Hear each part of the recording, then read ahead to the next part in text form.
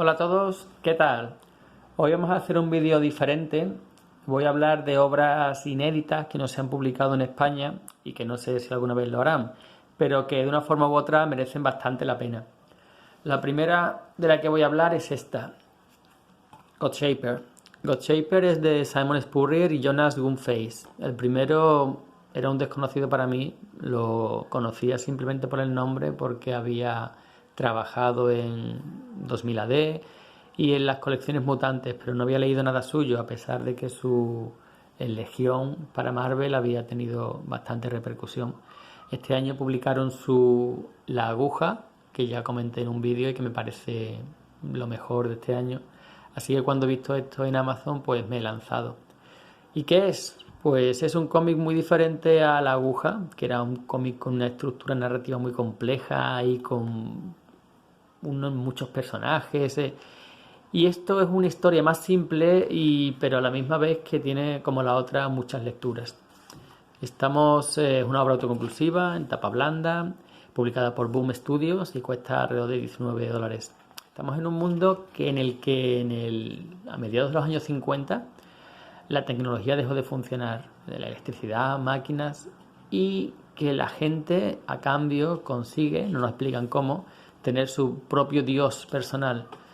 Al principio la idea puede parecer un poco como Pokémon, cada uno tiene su animalito y esos animalitos le proveen, no explican exactamente cómo, le proveen de recursos, y es la historia de uno de los pocos de personas de este mundo, uno entre 10.000, que no tiene ese Dios. Esos son llamados Godshapers, son personas que nacen o que pierden su Dios, pero que a cambio tienen la habilidad, la posibilidad de alterar, de cambiar el aspecto y los poderes de los dioses de las otras personas. Van de pueblo en pueblo ofreciendo sus servicios porque son necesitados, pero no son queridos. Son una especie de vagabundos que no les dejan permanecer mucho tiempo en un sitio. La historia es una metáfora de muchas cosas, del rechazo a lo diferente, la sociedad conservadora, porque si nos ponemos a pensar, los años 50 fueron los años más conservadores del siglo pasado, sobre todo en América, unos años en los que se dejó atrás cualquier rasgo de diversidad ideológica, sexual, y aquí este cómic es una crítica a todo eso, al racismo, a la homofobia, porque el personaje ya veis que es homosexual o bisexual, nunca deja claro. Y hay, como en la anterior La Aguja, hay muchos agujeros en el guión, bueno, agujeros mejor dicho, cosas que no nos cuentan, cosas que el lector tiene que deducir, cómo perdió su dios este personaje, quién es este pequeño dios que le acompaña, que no es el suyo, y que, al contrario que el resto de los pequeños dioses, cuando su dueño, su poseedor muere, ellos se desvanecen por falta de fe, digamos.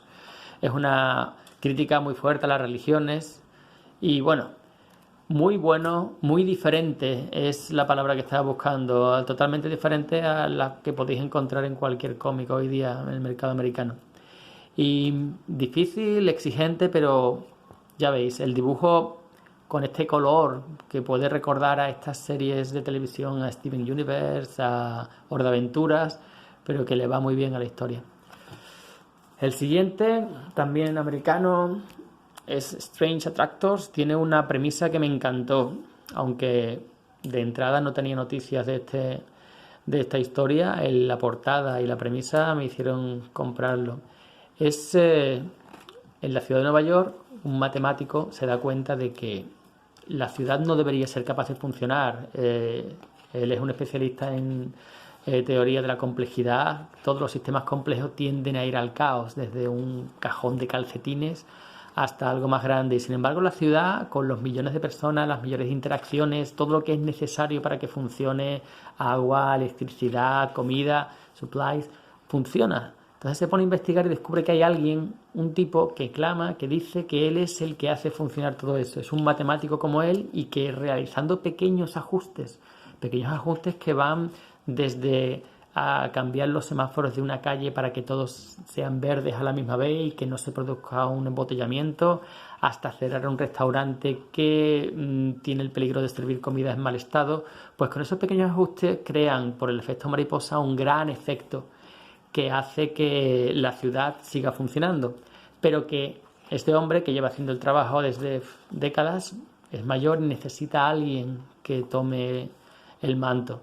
Y esta es la historia que, aunque puede parecer en un principio que es una idea de olla compleja, tiene una estructura de historia en sí, de trama muy simple, quizá demasiado. Yo esperaba algo más, no sé, complejo, más difícil, más challenging, como dicen los ingleses, pero que las ideas que vuelca, estos conceptos matemáticos sobre la teoría del caos, la teoría de la complejidad, el efecto mariposa, están muy bien usados. El dibujo me ha gustado también. Ya veis, no es espectacular, pero el color ayuda a realzarlo mucho. Y bueno, recomendable, bastante, algo diferente. ¿Qué más? Bueno, esto dudo mucho que algunos sepáis qué es, Kingsway West. Esto tuvo la suerte, es de una película el autor Greg Pak. Greg Pak tuvo su momento de gloria con Planet Hulk y desde entonces no ha vuelto a tener una obra a la altura. Lo último que hizo, volvió a Hulk, creó ese Hulk Vezno, o como se llame, vergüenza ajena, Marvel, lo que nos suele ir Marvel hoy día. Y aquí es una obra que crea un mundo muy interesante, pero que tuvo la mala suerte de que se ha publicado a la misma vez que East of West, de Hickman, y de Monstres. Y porque aunque son conceptos y mundos completamente diferentes, la idea básica es, nos presenta un mundo, una América a finales del siglo XIX, una América que, al contrario que en nuestro mundo, que se colonizó por los Estados Unidos, desde el este hasta el oeste, aquí vemos una América que está dividida en diferentes partes. Está la República de los Californianos, mexicanos básicamente, el Imperio Chino, los chinos colonizaron esta parte, los Estados Unidos están aquí, no se ven ahí. Y luego el The Wild, esas praderas que no son reclamadas por nadie, las tribus indias también están por ahí. Y es un mundo entre mágico y steampunk en el que conocemos a un personaje que es un outsider, alguien que fue importante en unas guerras que hubo. Me gusta porque, al igual que en Monstres, da mucho trasfondo, crea un world building muy bueno, en pocas páginas te da idea de imperios que chocan, guerras que hubo entre ellos, matanzas, masacres, y este hombre se cansó, lo dejó todo atrás, conoció a una mujer y vivió solo, libre con ella. Pero los problemas, como siempre, vienen a su puerta en la forma de una fugitiva china que es perseguida por los guardias de la ciudad imperial y que lo persiguen porque ella tiene en su poder oro rojo.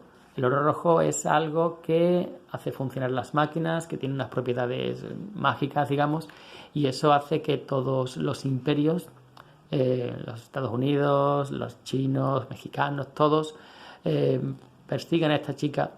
Lo que es la historia en sí no es especialmente original, pero el mundo que crea, ya digo, es muy interesante, el dibujo muy bueno, me ha gustado también, y el personaje principal tampoco es muy original, el típico personaje, el mejor en lo que hace, pero torturado por su pasado, por las cosas que hizo y que quiere olvidar, pero que el mundo una y otra vez le hace volver. El diseño de tecnología, de personajes, las ideas que tiene, está todo muy bien, pero no llegó a triunfar porque se publicó prácticamente a la misma vez que East of West, que tiene un mundo, una creación de mundo parecido, y de Monstres, que aunque no está basada en el oeste, pero tiene también este mundo lleno de diferentes imperios, razas y tal.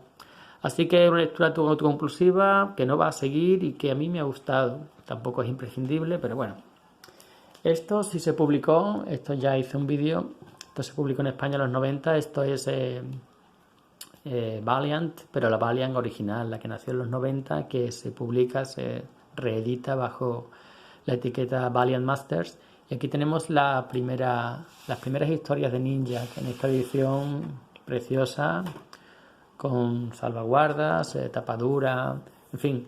Y aquí tenemos a Ninja como fue concebido originalmente, que a mí me gusta más que la versión actual. La versión actual está muy bien, esa mezcla entre James Bond y Batman, pero aquí es más James Bond, más agente secreto y con un dibujo de Joe Quesada, que ya veis, un dibujo que la narrativa, el trazo, el color, que ayuda mucho, también el papel no es satinado, este cómic no fue pensado para papel satinado y la verdad es que me alegro que le hayan respetado eso.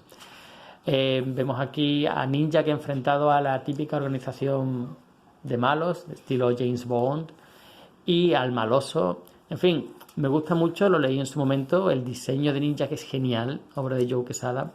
Y aquí vemos lo último que hizo para antes de irse a Event Comics, y fundó su propia editorial, tuvo su personaje Ash y creó cosas como Painkiller Jane, que llegó a tener serie de televisión.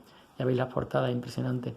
Aquí tenemos los primeros números, las primeras aventuras de Ninjak, y luego pues, se fue, y su origen, una historia de origen que curiosamente fue dibujada por el guionista Mark Moretti, que no sé qué fue de él, pero desde luego como de dibujo, para ser guionista, para no ser un dibujante profesional y tal, la verdad es que está bastante bien. Otra cosita de la que también he hablado, Royal Master of War, pero los cómics buenos hay que promocionarlos y este es muy bueno también. Cómic de superhéroes, pero diferente, autoconclusivo, fuera de cualquier universo superheroico, y un mundo, una Inglaterra que sufre la Segunda Guerra Mundial, la está perdiendo, los nazis están con el bombardeo constante, la moral del pueblo está por los suelos, y lo único diferente que hay en este mundo es que existen superpoderes, existen seres con habilidades superiores, pero están restringidos a la realeza, a la sangre real. Aquí la sangre azul no es simplemente una metáfora, y en el cómic nos explican que desde la antigüedad los reyes, los nobles, han tenido poderes asociados a su genética, y que mientras más pura sea la sangre, más poderosos son. Vemos a esta familia real, este rey, que por una anomalía genética ha nacido sin poderes, pero el resto de sus hijos sí los tienen, pero que no pueden intervenir en el conflicto por un juramento que hicieron todas las casas reales del mundo para no intervenir, porque si que dejaran las guerras en manos de sus siervos, de sus ciudadanos, así tanto el emperador japonés como los diferentes monarcas europeos, todos dejan que la guerra siga su curso hasta que este joven príncipe, ingenuo y idealista, no puede aguantar más el sufrimiento de su pueblo y se lanza al combate. Se lanza al combate cambiando el curso de la batalla y cambiando el curso de la historia, porque eso hace que el resto de monarquías, el emperador de Japón sobre todo, el hombre con la sangre más pura de todos, el más poderoso, entre en conflicto. Aquí vemos muchos personajes históricos, vemos a Churchill, vemos al presidente americano, los americanos tienen una especie de... Los americanos no tienen realeza, pero los Kennedy, esas familias que se hacen en la función de... Y el argumento está muy bien, muchos giros de guión que no te esperas, personajes muy bien perfilados y un dibujo que a mí personalmente me gusta mucho. Vemos lo más interesante es ver las luchas entre los diferentes Royals. Y nada, un autoconclusivo, no va a llegar a España en la vida porque esto es de Vértigo, esto depende del bot y como no sale Batman, imposible que lo veamos. Y esto una joya también de Vértigo, una joya que nunca ha sido publicada en España, es Las vidas privadas de Leonardo da Vinci, Chiaroscuro. Esto es una adaptación libre de su vida, digamos, a raíz de lo que se conserva de él, sus notas, sus cuadernos, contada a través de los ojos de Salai. Salai es un personaje histórico real, una especie de aprendiz que Leonardo da Vinci tenía y que dicen que era su amante. Bueno, el caso es que a raíz de notas que no son otra cosa sino sus propios escritos, hablando sobre la luz, la oscuridad, sobre el arte, la narración se va estructurando. Este Salai, que es un mujeriego, y que vive desde niño con el maestro, pero siempre de una cierta manera odiándolo porque, ya lo veremos, vemos aquí a otros personajes históricos, a Michelangelo, a los nobles, a toda la historia está históricamente correcta y es una gran lectura. Lo único malo, bueno, el dibujo es ochentero, como lo estáis viendo, esto es de principios de los 90. Si esto lo hubiera dibujado un J.H. Williams III, esto sería hoy una obra de arte. Pero bueno, el dibujo es funcional y sirve para contarnos la historia, una historia que va desde el principio, desde la adolescencia de este personaje hasta que pasan los años, su enfrentamiento con Leonardo, los hechos de la vida de Leonardo cuando tiene que abandonar una ciudad y entregar su arte para construir armas para los Borgia, en fin, muy buena lectura. Creo que es difícil de encontrar hoy día, pero si se os pone a tiro no lo dudéis. Y lo último, por supuesto, los 90, Marvel First. Esto, la mayoría se ha publicado, me explico. Marvel First son una especie de tomos que en un solo volumen reúnen los primeros números de series de los 70, de los 80, de los 90. Y aquí tenemos el primer tomo de los 90 que muestra una vez más que no fue una época tan mala como podía parecer.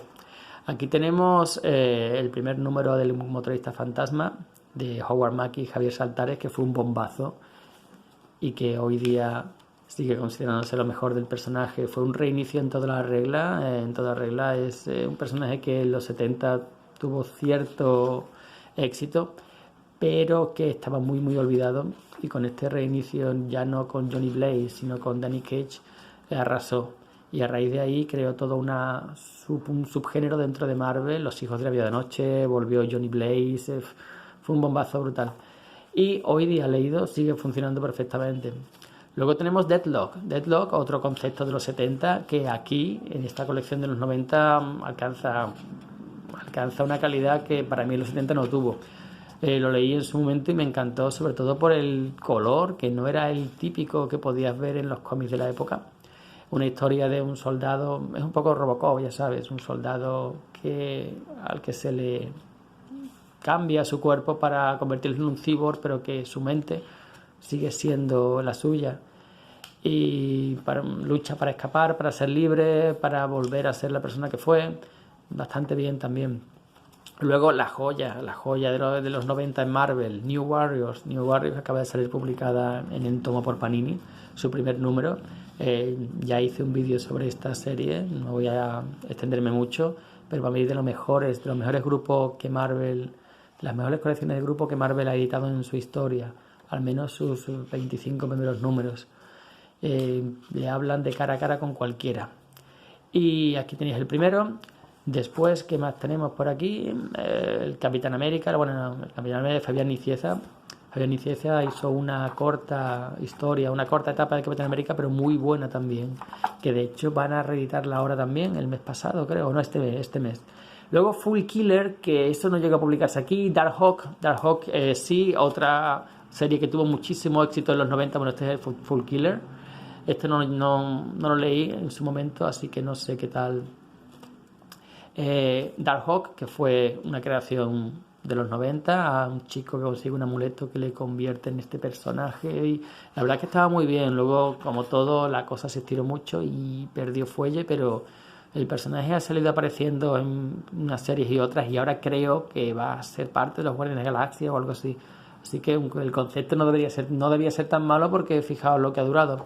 Y luego ya tenemos Silver Sable, Deathhead 2, tenemos Warlock, la Guardia del Infinito, Darkhold, que es una de las series que salió otra vez a raíz de El Muerte Fantasma, y Spider-Man 2099 con Peter David, una reimaginación de Spider-Man en el universo 2099 que le pidieron a varios guionistas ideas sobre cómo plantearlo, y todo el mundo de una forma u otra lo encajaba con Peter Parker. O bien Peter Parker había sido congelado en el pasado, o bien era un clon en los 90 ya Nadie quería hablar de clones de Peter Parker más después de la saga del clon.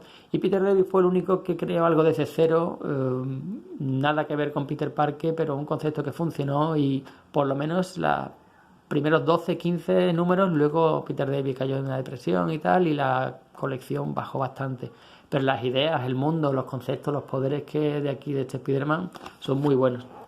Y nada más, todas estas cosas no están publicadas en España, algunas son prácticamente imposibles de conseguir, muy difíciles, como lo de Leonardo, pero si tenéis la oportunidad no lo dudéis porque merece la pena. Bueno, un saludo y hasta la próxima.